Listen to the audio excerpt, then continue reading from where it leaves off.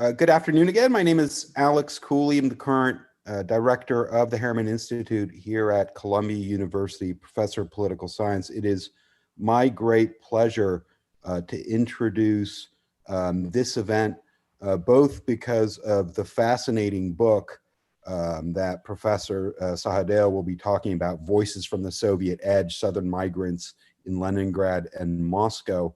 But also this is the inaugural event in a new seminar series that has been organized and is being directed by our postdoctoral scholar, Dr. Svetlana Borodina, on the politics of inclusion and exclusion in Soviet and post-communist societies. So this is the first of a speaker series that will engage some of these themes over the course of the remainder of this and next semesters. Unfortunately, I have an administrative commitment, so I'm going to virtually pop off soon. But I want to thank again everyone for making this webinar possible, and all of you for sharing your lunchtime with us. And just a gentle reminder too, just in case you haven't had enough Harriman programming, tomorrow we have another book talk at noon, this time The Daughters of Yalta, The Churchills, Roosevelts, and Harrimans, A Story of Love and War by Catherine Grace Katz. You may have seen this book reviewed in the Wall Street Journal and New York Times, and of course it involves figures who are very near and dear to the Institute as well and its evolution. So please join us tomorrow. But in the meantime, I just want to thank Jeff and Sveta again for being here, and I hand over the moderation to Svetlana. Thanks so much, everyone. Thanks, Alex. Thanks, Alex. Hello and welcome, everyone. I'm Svetlana Borodina, and I'm a postdoctoral research scholar at the Harriman Institute. Thanks, everyone, for joining us today. And we're here today for a talk by Dr. Jeff Sahadeo, who is joining us from Carleton University. And before we begin, I'd like to thank the Harriman Institute for the support of the series, and in particular, Carly Jackson, who has put a lot of work to help organize today's talk.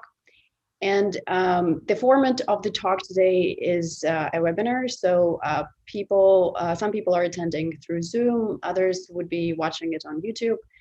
So I'd like to ask those of you in the audience to please send your questions to the Q&A box. I'll read them to our speaker to respond to after he finishes his presentation. Just a few words about the speaker series. The idea behind it was to explore Soviet and post-socialist strategies of governing difference and learn about what happens when minorities become co-opted or antagonized by society and the state. Our speakers will present on the different kinds of worlds different minorities manage to build and the tools of critique and survival they use. We'll talk about different kinds of differences: ethnic, racial, linguistic, gender, disability, and health status based in countries as different as the Soviet Union, Russia, Ukraine, the Czech Republic, Armenia. So we start today and continue into the spring semester, one talk a month. And you can find the full schedule of this series on the website of the Harriman Institute.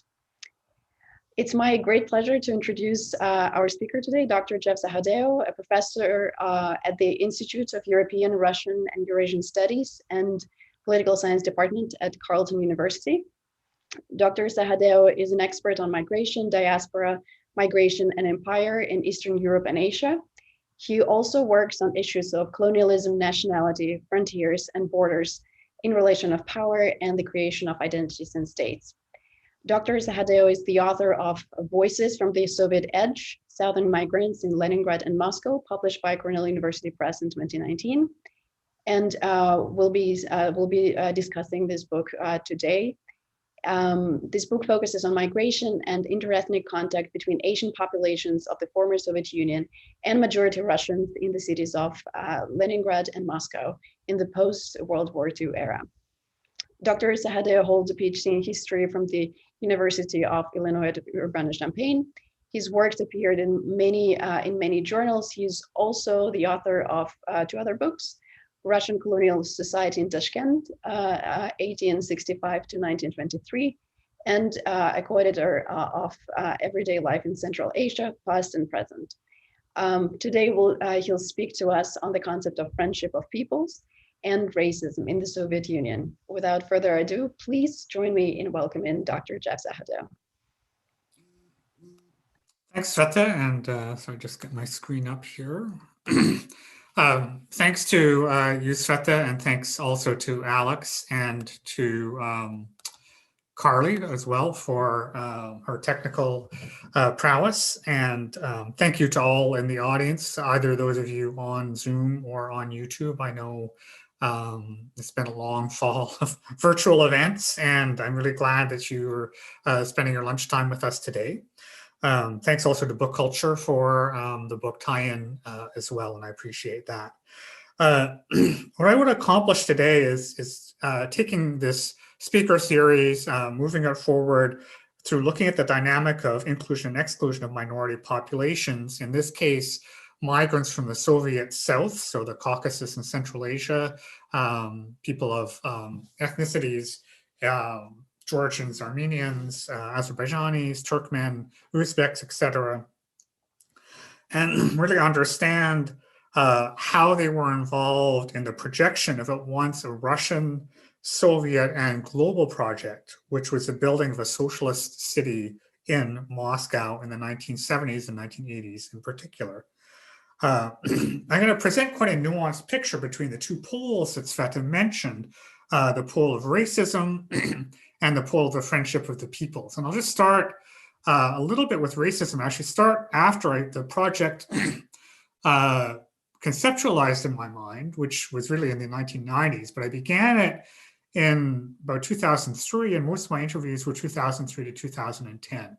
And at that time, racism spiked in Moscow and in Russia. You had, as you can see by the images and the numbers, over 100 race-based murders in Russia, and that really went through from about 2005 to 2010, 2011, when these numbers were really on the low end probably of the count, because these are the ones that the Silver Center who compiled this data could officially or could reliably understand were based on xenophobia.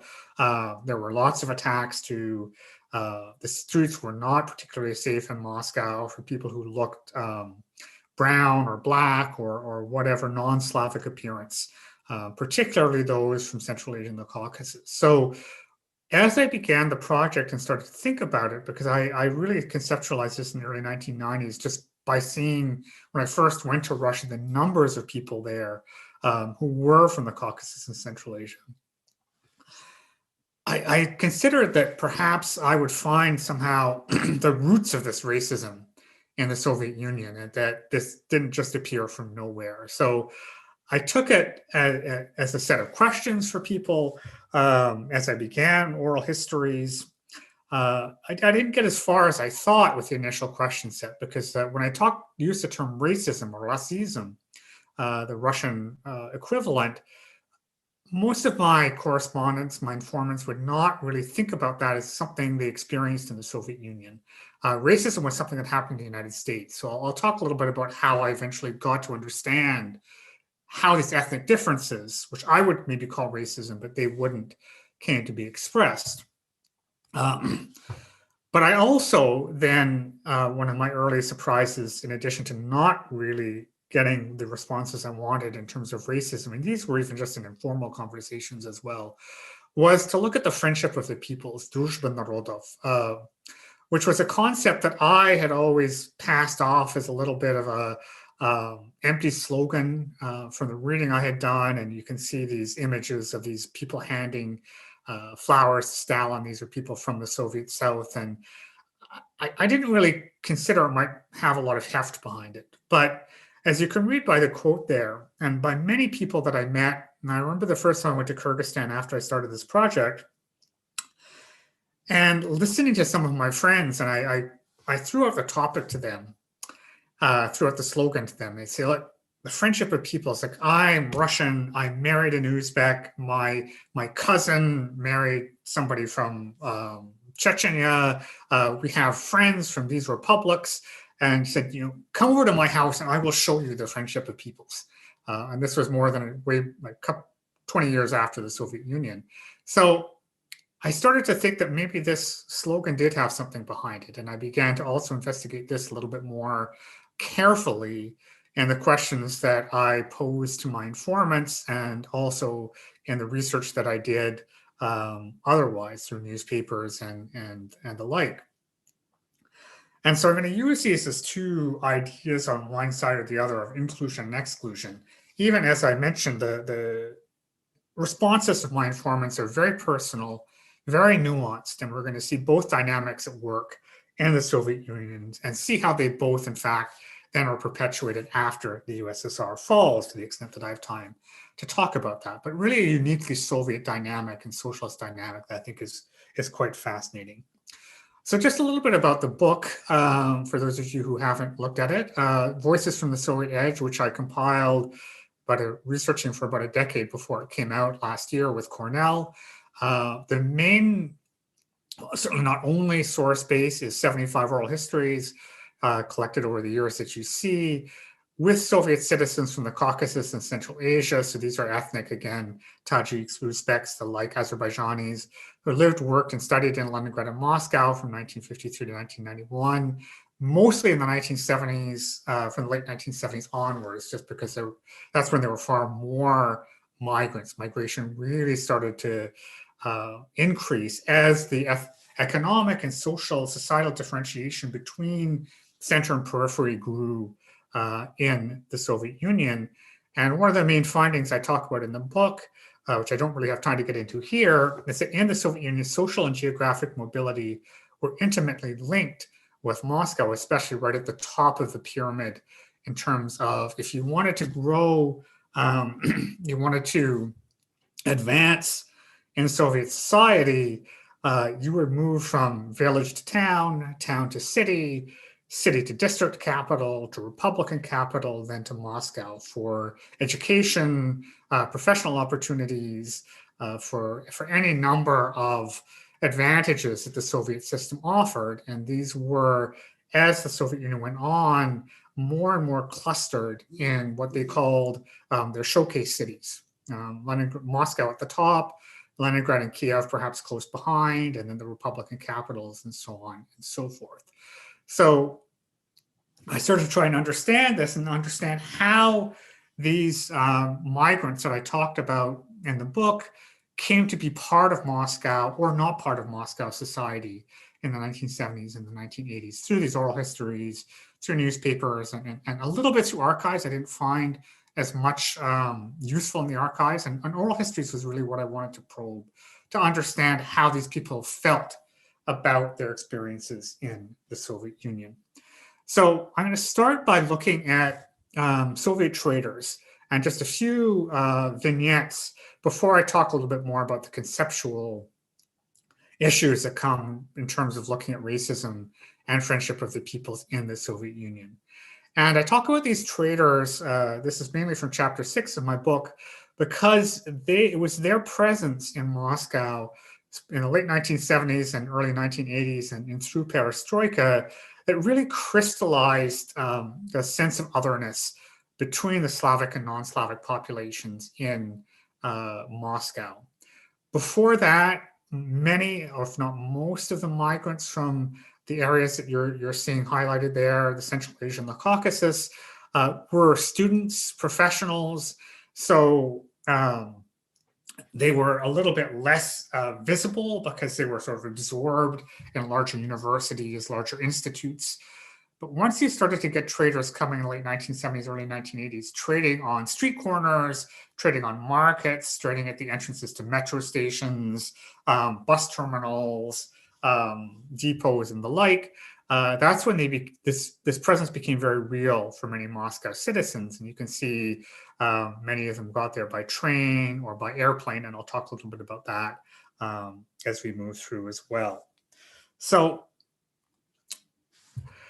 trade in Moscow represented a huge opportunity for people from the Caucasus and Central Asia. It took them a little bit of a while to realize it. So these are some images from early post-war Soviet trade, 1950s, 1960s, when much of the trade was carried out by neighboring villagers in Moscow and around Moscow region, or a little bit further away.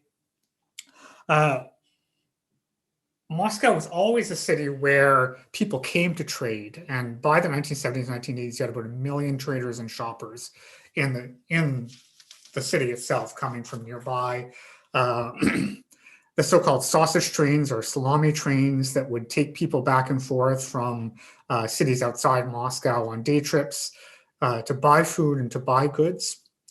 And it was in really the 1960s and 1970s when students from Central Asia and the Caucasus started to understand that they could sell goods that were made or grown in their regions in Moscow, and even make money if they just came, when they were coming back from summer vacation, to have to lug a bunch of melons or grapes or something like that with them on their plane trip or on their train trip, and just sell them on the streets for about 10 times the amount that they might have sold them for at home. So these opportunities started to become more and more salient in their minds. And I'll talk about how this moves through 3 examples and 3 people who actually came. First 2 were more sort of accidental traders, which I'll talk about, but ended up understanding how lucrative this practice could be. And the third one was a very came into a very specific trading circle. I'll start with Maryam Khalilova. She was from southern Kyrgyzstan, arrived in Moscow in 1983. She wanted to study at Moscow State University. And this is just a bit of an aside in terms of what really drew people to Moscow, especially these southern migrants. And Maryam, at first, with so many of these students, and she grew up in a very small Kyrgyz village, would listen to their teachers talk about the glory of Moscow, talk about how to make it in the Soviet Union, this is where you had to study about the opportunities, about the power projected through Moscow, about the friendship of peoples, the fact that Moscow was an international city that welcomed those from every country, every republic in the Soviet Union. So she set off in Moscow when she was 17, thinking somehow that she could get admitted to Moscow State University, even though she didn't know the language. And that was one of these sort of senses from her that Moscow was this international city, even though she was mistaken in really understanding that part of this friendship of peoples was, even though it was welcoming to people of all republics, all nations, it was really a very Russian-centered friendship, and Russian language was the key. So you can see the student dormitories, which is the other inset that I have, that this was a space that was seen as very international, seen as a core of the friendship of the peoples from all of the informants that I talked to, and the nostalgia that I get, and you can see it in that quote, the fact that everyone met together equally, they would all cook their national foods in the city, in the kitchens, and they would celebrate holidays together. This was very real in the imagery and the stories that I got from my informants, but it was something that was very Russian-centered, very Russian language-centered. And it didn't bother them very much. I think for many of these migrants who came, especially the students and professionals, they had gone to Russian language schools.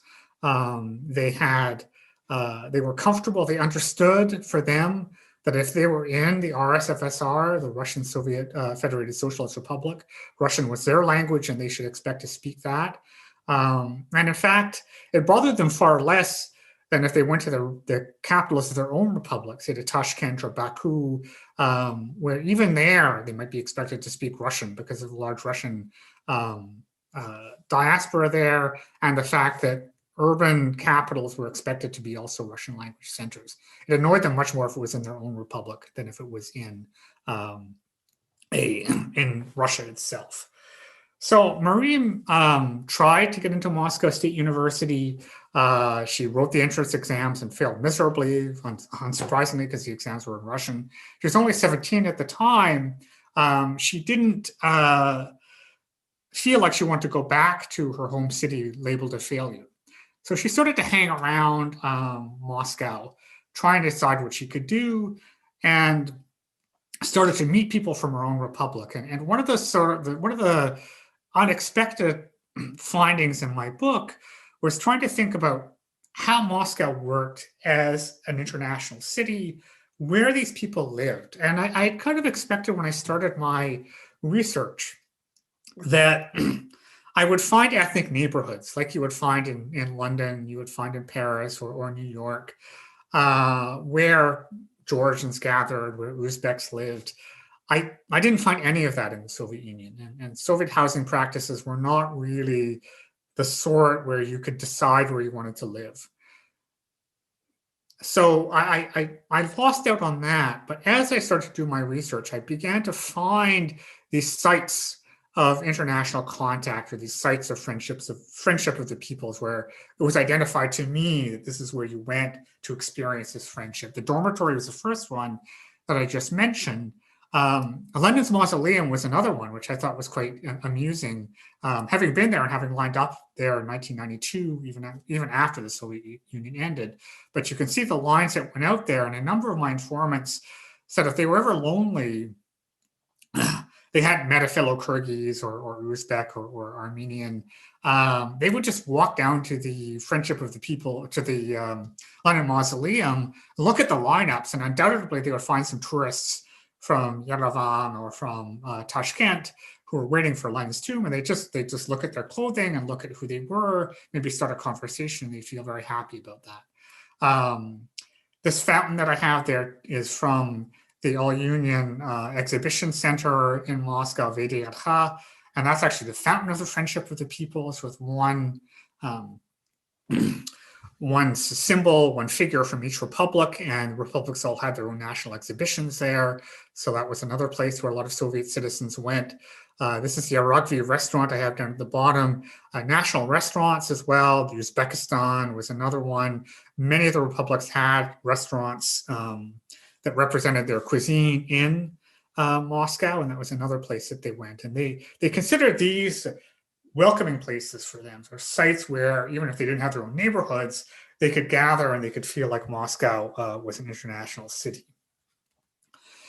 So going back to Marim, as she wandered about, she ran into another Kyrgyz woman, a bit older, who she called Yezhe, or older sister, and began to talk to her about fruit trading. Yezhe was already a member of a circle which traded fruit between southern Kyrgyzstan and Moscow. You can see, looking here now, I'm a bit biased here. I love Central Asian fruit and vegetables. It's in color, whereas the local stuff is in black and white. But the melons, the cherries, the grapes, apricots, and these kinds of things, tea, the examples that I have there, are all things that Muscovites themselves considered very tasty. And also even the Moscow City Council itself had recognized that Muscovites needed a strong supply of fresh fruits and vegetables for health, and had actually opened city-run markets that could be attended by people who were on various sort of categories of passport permission, which I don't really have time to get into now, but I can talk about that in the Q&A. But most of the Soviet traders came without specific permission. They just went to Moscow by train or by airplane and started to trade on the streets, often with some kind of maybe side deal with local militia or with market managers or something like that. And so with Marim, she ended up making a fair amount of money by being part of this trading circle that Yezhe had of about 15 to 20 traders. Each one of them was responsible for their own goods. So one would take melons back and forth, another would take cherries back and forth, nuts, for example. And really, again, so it was interesting to look at these oral histories. I focused on them for the everyday experiences. But you also find the state, even though it's not talked about, behind a lot of these practices that encouraged this belief in the friendship of peoples. And one of these was cheap travel, that you could buy plane tickets or train tickets for very low prices anywhere within the Soviet Union. And this ability to travel across Republican borders, to meet people of other ethnicities, to go to Moscow, and you could actually make money. And people did this by bringing fruits and melons. And melons were a bit heavier and harder to transport. Probably lighter was better. Flowers, which I'll talk about in a minute, from say Tbilisi to Moscow. Fly there in the morning, sell your stuff over the day, fly back at night, and still make a profit was something that's quite unique to the Soviet experience, I think. So Kalilova started to trade. She became very involved, very happy with this system, and lived in Moscow for several years in the 1980s. Second example I have is a guy named Yusur Haydarov, who was also an so-called sort of accidental trader, and that he came to Moscow originally to help his sister, who had a heart defect. Her sister was in Otherness. He felt that Moscow had the best hospitals.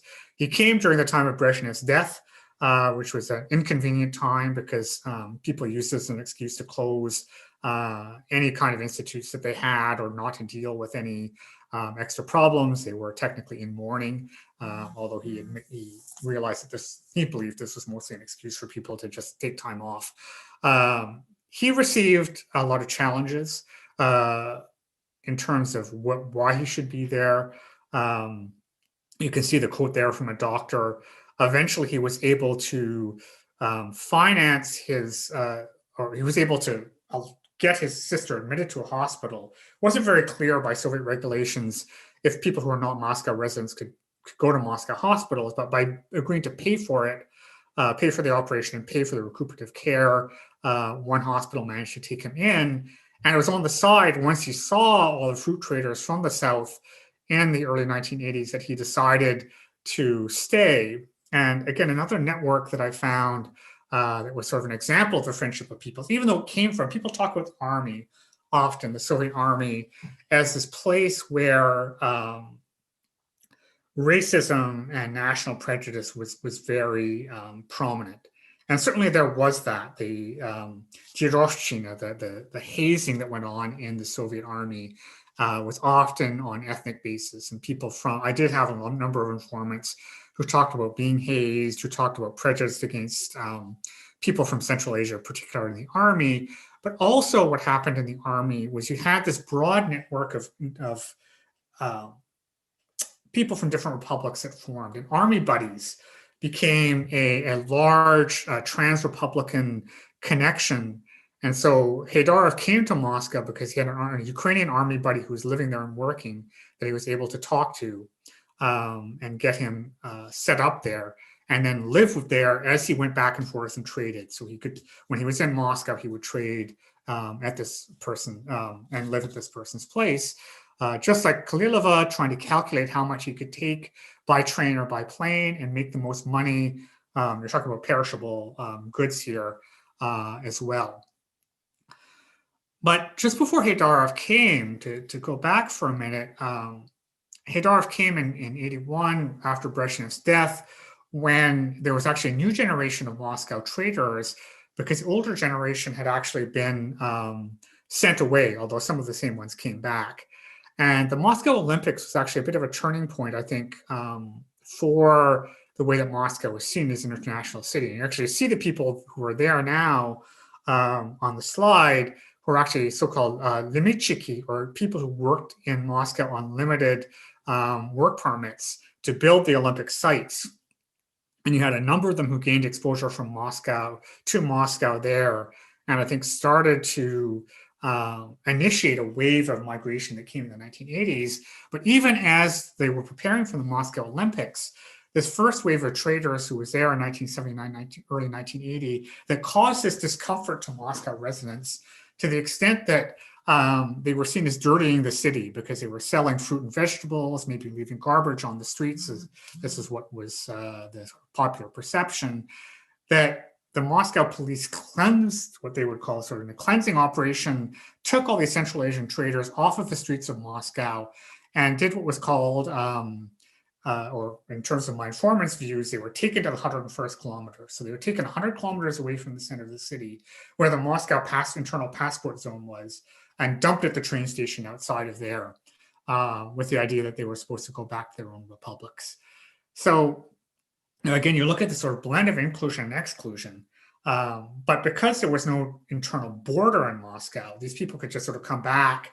They'd risk having a stamp on their passport, but the extent to which passport controls were active, it was often very arbitrary and very much dependent on if you could buy a way out of it as well. So these traders sort of had to deal with this inclusion and exclusion dynamic, but the opportunities they had in Moscow to make money were such that there was always a wave of traders. And flowers is another one that my last trader that I'll talk about mentioned as important. He was a flower trader. Flowers have huge cultural value in the Soviet Union and today in Russia. You can't really go to anybody's house without bringing flowers. Flowers are a very public sort of display of affection and emotion.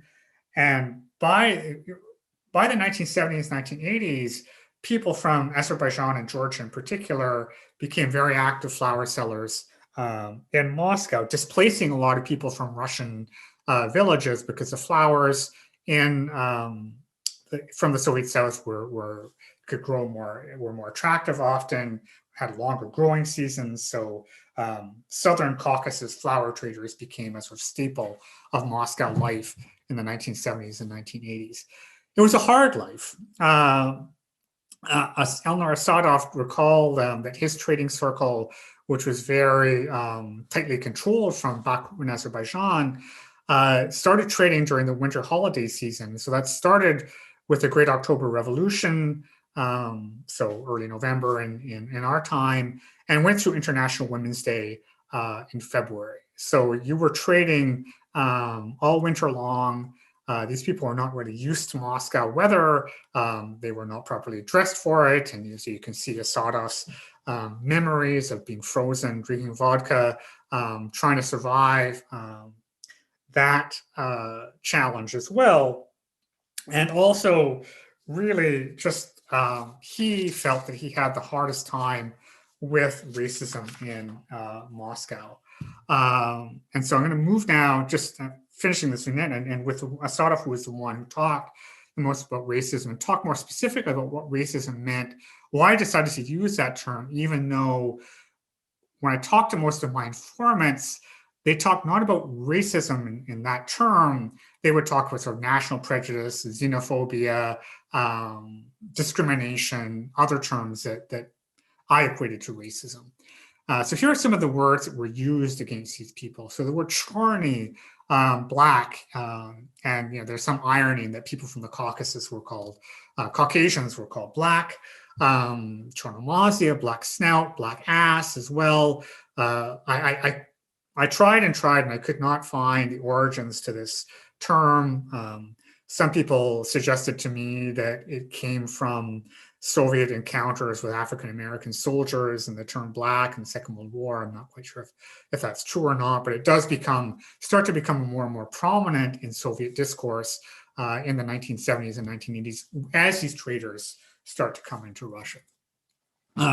This was one that came a little bit later, Litsu Kavkazской nationalnosti, LKN, which also became a pejorative term that was one very disliked by the traders who I talked to.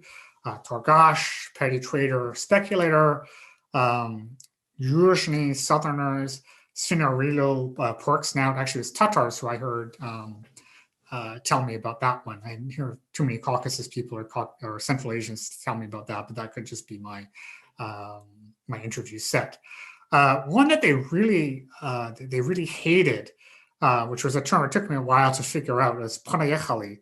And I just happened to be reading a novel finding where I found a great description about this word, which doesn't really say anything to us as non-native speakers that would sound remotely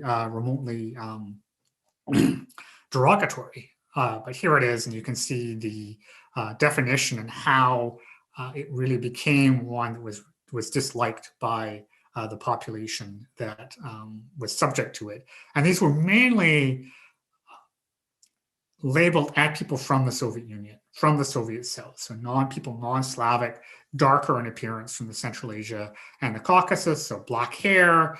Asadov actually talked about the fact that he had lighter skin, helped them a little bit, but he still was considered clearly non-Slavic. So there's a combination of characteristics.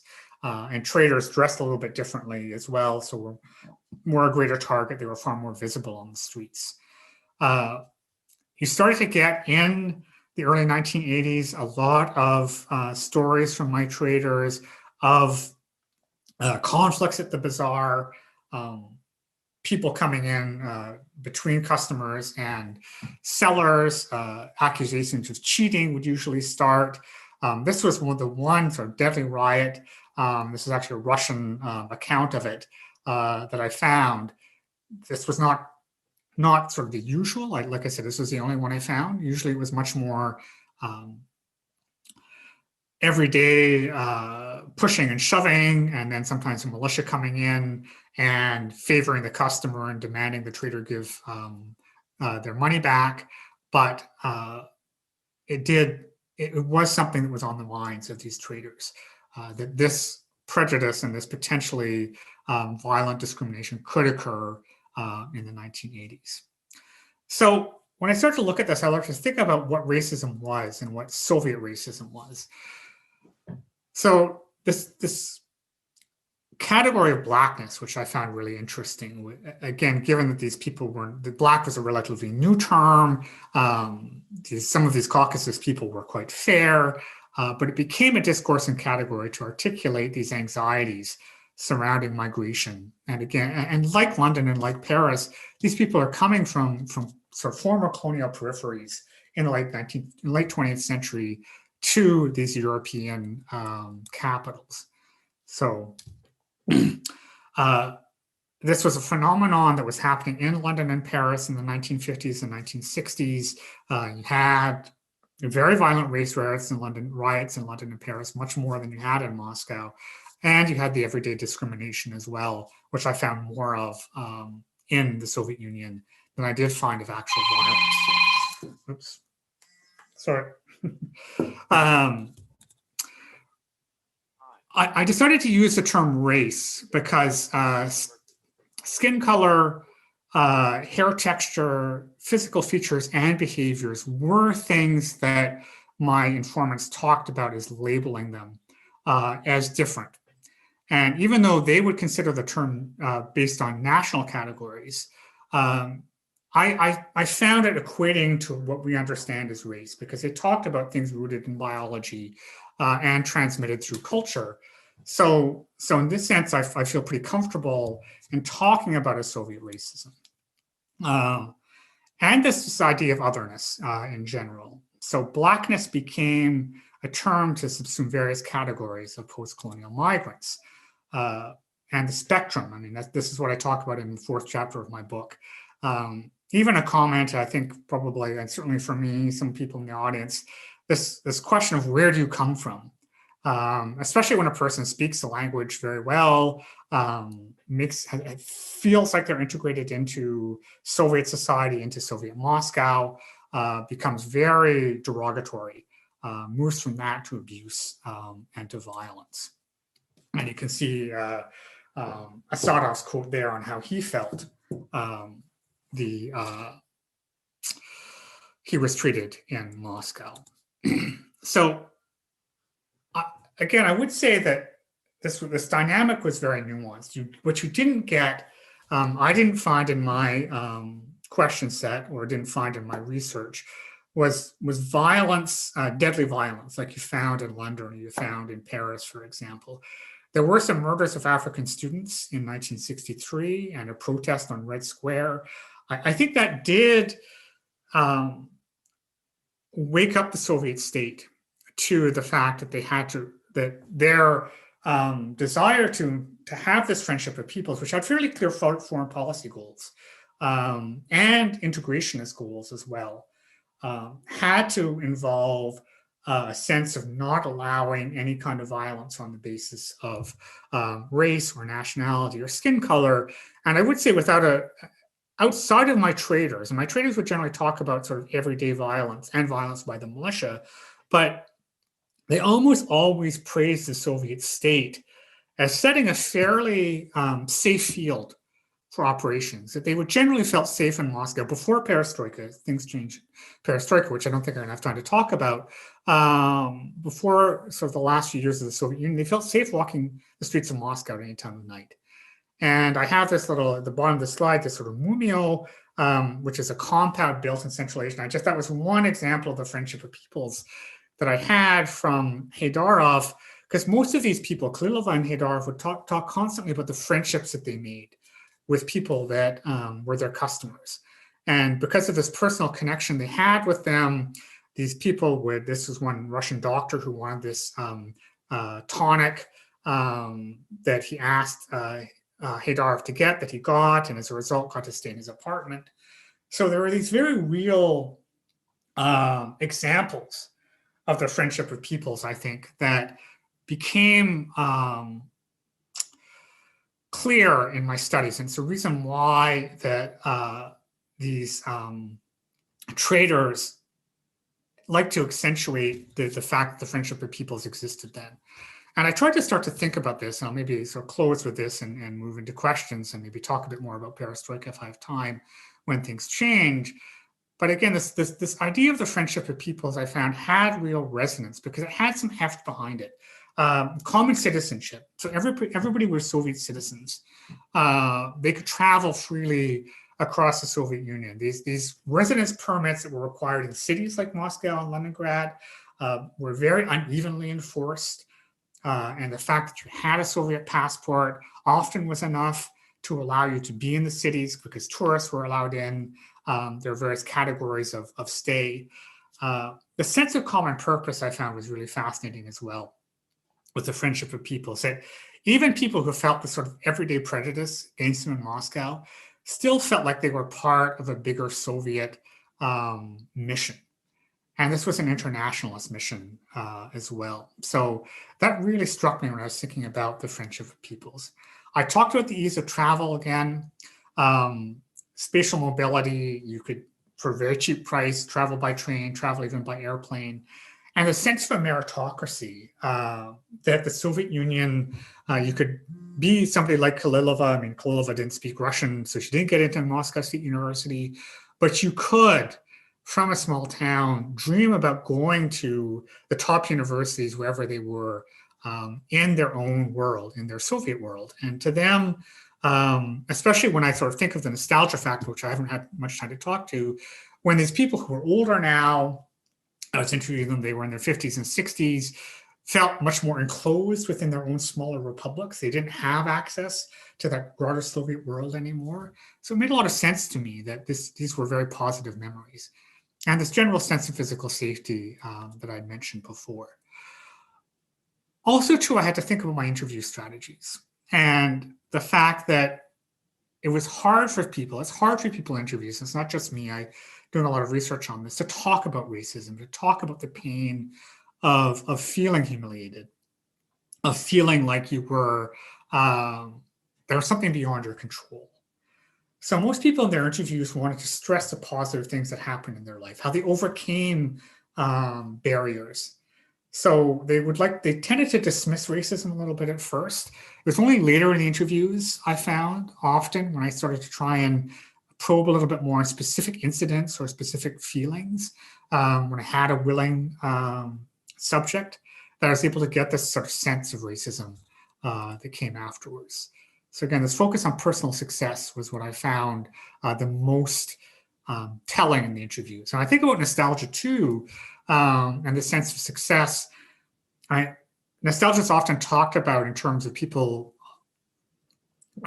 have the sense that the Soviet Union was a more community atmosphere, people more secure. I found also the sense of nostalgia for youth.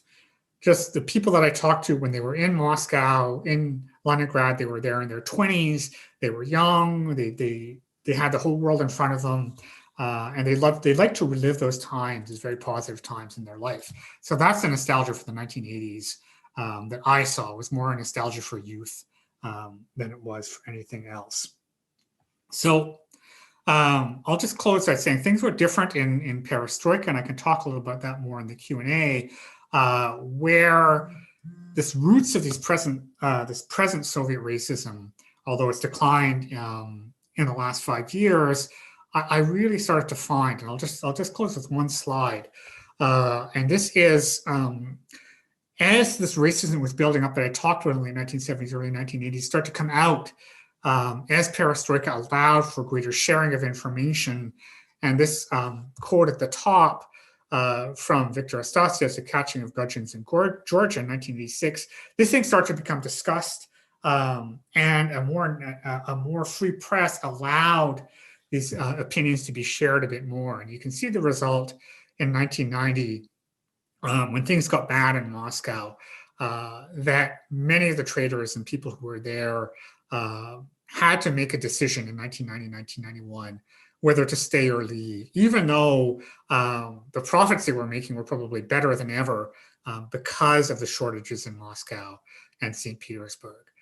So this dynamic of friendship with peoples and racism is one, again, I felt was so personal, depending on psychology of the people I interviewed, and both real. The experiences, the friendship of peoples was not just a slogan.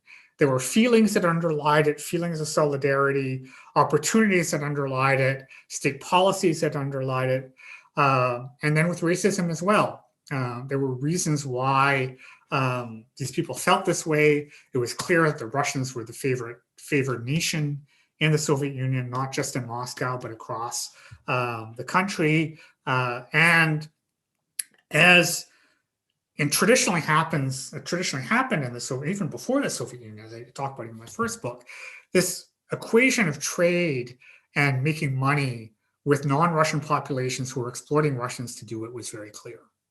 And this is something certainly that continued and continues now into the present day. So I'm going to stop there and happy to take any questions or thoughts. Thank you.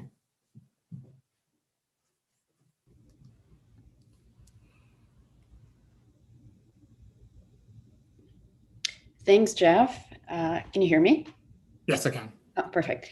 Thanks, Jeff, for an amazing and really thought-provoking presentation.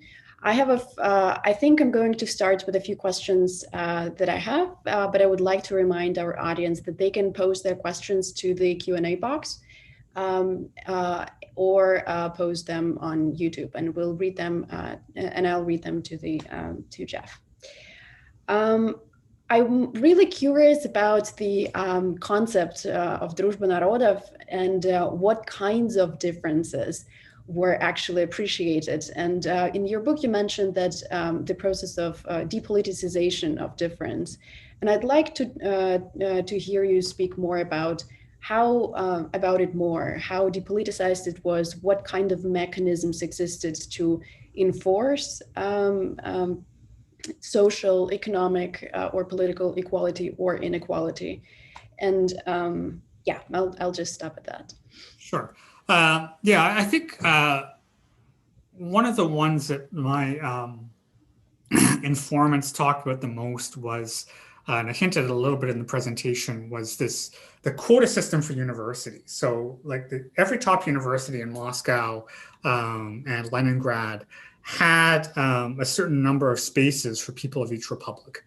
And so you were able to, if you were in one of these former Soviet or the Soviet republics, if you were in Azerbaijan or Uzbekistan, you knew that there was a chance that you could study in Moscow or study in Leningrad. And there was a lot of, I saw, this is some of the archive work I did, a lot of these Republican leaders would be lobbying Moscow or lobbying Leningrad for more spaces for people from the republic, because it was really a sense of prestige for them that they could have their citizens go to Leningrad and Moscow. And so this sense of mobility that was sponsored by the state was really fascinating for me and important for my informants. Also, even again, it's symbolic, but it's these parades that were held or sort of 10-day festivals that were held in Moscow and Leningrad especially in Moscow, of each republic. So the Dakata, the 10-day festival of Uzbekistan. And this was a case where leading Soviet politicians met and greeted from Moscow, met and greeted the peoples from Uzbekistan. Hundreds of republic representatives got free trips to Moscow. And so the sense of common purpose and appreciation, I think, was really interesting. And so the Russians were clearly favored, and you look at the composition of the Politburo, and you look at a lot of things behind the scenes that were going on. But in terms of the structure of the state, it was difficult for people to really recognize the favored status of Moscow, of Russians, except for when they were in their own republics. And so that's what I found really interesting, that when a lot of people said, well, I went to Moscow to study because I felt more equal there than I did in Tashkent, Uzbekistan, because it was an Uzbek capital, but Russians dominated everything, because they felt, more people felt than not, that the Russians and the republics had this colonialist attitude. So again, it was more about these attitudes that they talked about than it was about structure. Because the Soviet state, it was common citizenship, and I think that was probably the foundation for everything. And sort of colorblind housing policies, I think most people talk about that. Everybody talked about I think the Komsomol was another one, where a couple of people I met, I remember they were talking about Africans, but they said that they had gotten in a fight with a couple of Africans and they were tossed from the Komsomol because of this. One woman who said she complained because she had a Russian neighbor who was talking about her in derogatory terms, and this Russian neighbor got tossed from her dorm room. So the state was there actually actively trying to enforce this internationalist idea. They remember that far more than they remember some of this. And I think that's a really unique feature of the Soviet Union, and one that you sort of wonder how or not it could be replicated in sort of post-socialist societies. Great, thank you. We have a couple questions from the audience, so I'm just going to read them to you. Sure. One question comes from Gigi Ormadzadze, and the question is, how much was the racism from the streets in 2000s transitioned into politics? Were minorities involved in politics as representatives either on local or national levels? Yeah, it was interesting, actually, because some of my first interviews were with diaspora organizations in Moscow. So one of the things that you didn't have in the Soviet Union was you did not have cultural organizations in Moscow. So you didn't have like a Georgian Friendship Society or something like that. It was all very informal. After the Soviet Union collapsed, you had a lot of citizens who formed their own diaspora groups, and they actually became fairly important sort of lobby groups for these ethnic minorities in the 2000s. So when I went to Moscow with an RA, there was pretty much there was an Azerbaijani Society of Moscow, a Georgian one, a Chukchi one, even the smaller. And these were people who had been in Moscow since the 1970s and 1980s and could navigate a lot of the legal complications now that Russia was a different state. So they were very involved in trying to help some of their citizens maneuver their way through. But the actual composition of the Moscow City Council was very Russian, and the Putin regime was very, at this point, the early times that I'm talking about when I did my interviews, as opposed to now, a lot of these youth groups, Nashi and things like that, were very actively involved in Russia for the Russians kind of rhetoric, and would go and sort of go on raids of markets and verify the passports of people, and most of these people were not technically supposed to be in Moscow, and call the police and get the police to eject them. And so it was a different dynamic in the 2000s, that you actually did have people who were from Georgia, from Azerbaijan, who were actively involved in lobbying, who were very aware of the structures of power. But the day-to-day life was much harder for people just because the central government was more interested in using nationalism as a bit of a prop for its own power. And the mayors of Moscow at that time as well were very much using minorities as scapegoats. Great, thank you. So the next question comes from Tatiana Shurko. Thanks for your presentation. Could you comment on how gender and sexuality also operated in racialization of migrants?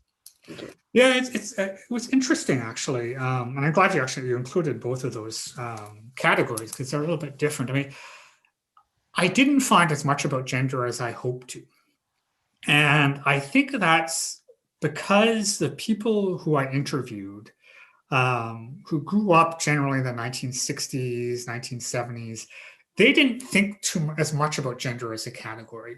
And so clearly there were more men than women. Well, I wouldn't say clearly because I can't say that my interview set was sort of, it was more subjective. But from everything I understand, right, it was more of a male migration, but certainly not overwhelmingly exclusively. A lot of women went as students. There were some women traders who went. The pressures were different. And I think that was one of the things that was striking to me was that more of the women, the non-professional women especially, so the traders that I mentioned, Marim was one of them, felt very, very much that Moscow was a temporary home for them. And they felt that there was a lot of pressure from their families to return home. And that was something that was more common for the trader migrants. Professional ones, not so much. I think because for them, for professional families where they had a son or daughter go to Moscow, that was a success. So it was very much this combination of gender and social level, I think, was really interesting. I didn't quite have enough evidence to make any real arguments I'd be really confident in. But clearly that was my sense, that if you were professional and you had a son or daughter who was studying in Moscow, the gender was less important. It seemed to be less important in universities as well. But once you got outside of the university realm, there were sort of areas that were much more gender segregated. But it was more the pressure from the families at home that was interesting. And in terms of sexuality, and this was one of the sort of more amusing parts of my interview set, was that the number of male migrants, and especially the traders, who wanted to brag about their sexual exploits with Russian women was quite unexpected. And they got the most animated the entire interview when they talked about this. And in a way, it was like a way to inverse hierarchies. So their discussion, and even you see this as a trope even in Russian ethnic humor, that these men from Azerbaijan and Georgia in particular were better lovers. They didn't get drunk all the time. They made more money. They could take girls out to these fancy restaurants, and I had so many interviews that played into these tropes, and that people were talking about as their own experiences. To what extent they had those experiences, or they're just playing these tropes, I don't know. But at the same time, where this became a very prominent language, there was also this hesitancy among some of my traders and all of the women to say, the women would tell me, well, I could have had a Russian boyfriend in Moscow, but I didn't think that was appropriate because I knew I had to go home and marry someone from my own ethnicity. Where some of the men said, well, I had all these affairs with women in Moscow, but I need to get married. Then I'd have to go home and find someone of my own ethnicity. So there are clear gender differences there. And I, like I said, I really wanted to think, and I thought a lot about it more. I just felt like I could answer these questions this way, but it was sort of harder for me to figure out in a book to really make a clearer case on gender differences. Yeah, thank you. Another question comes from Andrea Svecic. Andrea is asking to comment, to tell us something about the Russian laws on or against hate crimes. I mean, I'm less of an expert on the current Russian laws, and I would say that there's been a very clear movement, because it's less about what laws are on the books and it's more about what the state is doing for Russia. And so most of the hate language in Russia now is on social media, is a little bit sheltered from hate legislation. So I haven't heard of any prominent cases coming up against Russian hate crimes. I do think some of this nationalist language, racist language, is very prominent and going unpunished right now. But I would say, in terms of the state itself, the change in enforcing hate actions of hate crimes, and I think this is something that is on the books in Russia. There are crimes for xenophobia, for race-based crimes, and the Sofa Center. If you're looking for a place to go, the Sofa Center, sofacenter.ru, is really the website that has all of these listed. And anti-Semitism has also been one where there have been incidents that have been prosecuted. But for these people against Central Asia and the Caucasus, these temporary migrants, it's more about how the state has been trying to prosecute these nationalist leaders for attacks against them. So it used to be in the 2000s, at the height of this, there were a couple of crimes that were committed when I was doing my interviews, were particularly heinous. One was against like a 9-year-old girl who was killed in St. Petersburg. And even then, some of these Russians were prosecuted with a crime of hooliganism, which was like carried a 2-year sentence or something like that, instead of crimes that would have been based on ethnic hate or just clearly murder. Those have been prosecuted a little bit more now. And I think one of the turning points was in 2014, 2015 during the Crimea crisis, when all these right-wing organizations in Moscow that were carrying out these attacks actually were linked to a lot of the fascist organizations in Western Ukraine. And Putin decided that they were too much of a wild card and decided to crack down on them. So I showed this stat of 2008, 2009, over 100 race-based murders. And this is Sofa Center statistics. And the Sofa Center now, I think in 2018 or 2019, tracked 6. And in 2020, I think so far 1. So, and they use more or less the same criteria. So there has been more of a recognition in Russia now. Things have gotten better for minorities. And I think it's less about that. I don't think hate crime legislation has changed very much, but it's the enforcement of it that's been very different. Thank you. One more question comes from an anonymous attendee. Did local officials in Moscow during the 1980s support traders from other republics? Were there any major issues between local traders from Moscow and traders from other republics, especially if they would look quote unquote different? And how does racism play into this dynamic? Yeah, there's a lot there, a lot of really interesting points. And I think so. In general, the Moscow City Council, they had these markets that they would allow people to trade in. And so these were officially sanctioned markets. And a lot of the traders really appreciated the fact that in these markets, they had special sort of market militia, sort of police who patrolled things to, and ostensibly they were making sure that nobody was getting cheated, but they did feel a degree of safety from these people. And they had a determined stall to trade in. And this was part of a Moscow City Council policy, I think it came up from the 1950s even, that was consistent, that they understood that Moscow had a very dynamic, acquisitive, very urban population with a lot of demands for consumer goods, demands that could not be satisfied by a very clunky state system. And if anyone is fans of the television show The Americans, there's that subplot on one of the seasons where they show the challenges of getting food through official means to state stores. And so the Caucasus and Central Asian traders allowed for this constant flow of good food, cheap food, flowers, tea, nuts, all these kinds of things. So there was this degree of support. And like I said, a lot of these people who came without, because technically what you're supposed to have is you're supposed to have a certificate from your collective farm saying that the goods that you're selling in Moscow are your own goods. It's called a spravka, and that this allows you to be in Moscow. Some people had that, a lot of people didn't. They just came. Now, sometimes they were on student permits, other times they just came on their own. And the city didn't, there was no, except for that night, that Olympics incident that I talked about, there weren't really aggressive efforts from the city to get rid of these traders because of the value that they brought. So often it was the militia, agreements with the militia in that district that became important. And militia would often ask for bribes because clearly these people were not there legally.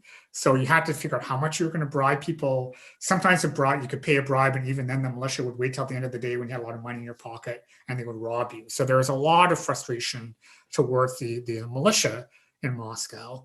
But also this question you mentioned about sort of relationships between traders.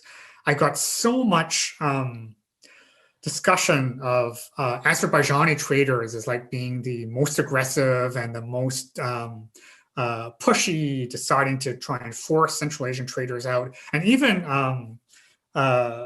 Asadov and the other Azerbaijanis who I interviewed, they even said that too, that they thought their own traders were the worst. And that Central Asian traders were sort of milder and I think, I mean, there's various reasons that might be, but it was often because these Azerbaijani, and part of this might be the result of my own fieldwork, the Azerbaijani traders had been very aggressively grouping themselves together in the republic level in Baku. And each Azerbaijani village had a certain district in Moscow that they were kind of allowed to trade in. And this was some very high level agreement between sort of a council of elders, as I was told, in Baku. And so if you went outside those boundaries, or somebody else came into your boundary, there was a lot of tension there, and it could be violent as well. And this had nothing to do with Moscow city council or the militia. This was relationships between traders that became very tense. And I wish I could have gotten more of that. Traders were really hard to interview. I thought that I was going to be, because there were so many traders in Moscow when I was there in the 2000s, but they were all young. They weren't people who traded in the Soviet Union. So I had to go back to Azerbaijan, to the southern Azerbaijan, Kyrgyzstan, find some of these people. So I had some, I mean, there's a lot more that could be done. That would be a great story for someone else to tell, but I didn't quite have the time to tell it as much as I would have liked to. That's also fascinating. Thank you. I think we're a bit out of time, so this would be a good place for us to end. And I'd like to thank so much for Jeff, you for your great presentation and discussion, and for joining us today at Harriman. And this has been a stellar beginning to our speaker series on minority exclusion and inclusion in Soviet and post-communist countries. The next talk of the series will take place in January. Please check the schedule on the Harriman's website. We wish you a great day, and thanks again. Bye-bye. Thank you. Bye-bye.